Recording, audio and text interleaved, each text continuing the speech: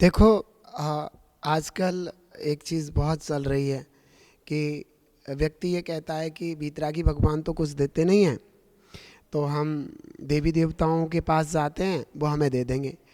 ये बिल्कुल असत्य बात है, क्योंकि जितने भी देवी देवता हैं उनके जीवन में भी अगर इतना सा भी सुख शांति है ना, वो सब वीतरागी भगवान की और निगंत मुनिराज की और माँ जिनवाणी की आराधना का फल है।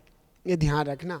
आपको याद नहीं आ रहा कि एक बार सांप और सांपनी अर्थात नाग और नागिन जब बड़े दुखी थे, सैड थे, उस समय तीर्थंकर पास कुमार ने उनको महामंत्र दिया था।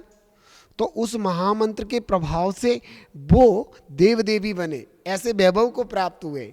तो आप समझ चुके होंगे कि हमें देव देवी की आराधना से कुछ मिलने वाला नहीं है, बल्कि महामंत्र की आराधना से जब देवी देव पद को वो प्राप्त होते हैं, नाग नागनी, तो हमें भी महामंत्र की ही आराधना करना चाहिए। आजकल क्षेत्रपाल वगैरह इन सब की लोग बाग बहुत ज़्यादा बढ़ चढ़ के पद्मावती, क्षेत्रपाल, इनकी खूब आराधना करने के लिए, इसलिए कि इनसे कुछ मिल जाएगा। अरे वे खुद बीतरागी भगवान के चरणों के फल को प्राप्त किए हुए हैं। ये ध्यान रखना।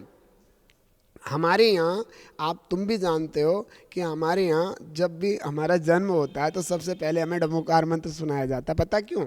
कि तू याद रख, इसके अलावा दुनिया में तेरा कोई भला करने वाला नहीं है। तेरा जीवन में जो कुछ भी अच्छा होने वाला है वो महामंत्र से होने वाला है। इसलिए किसी भी रागी देसी देवी देवताओं के चक्कर में नहीं पड़ना।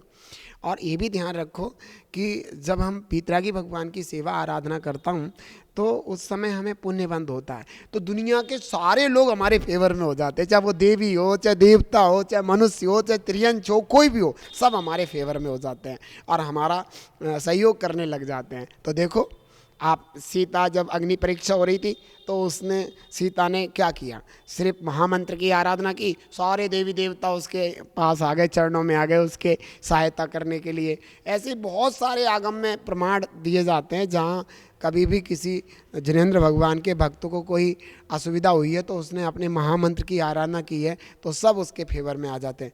आपको भी अपने फेवर में अगर सबको करना है तो याद रखिए, बीतरागी देव, नृगंत गुरु और जिनवाणी माँ की आराधना करिए, सारी दुनिया आपके पास है।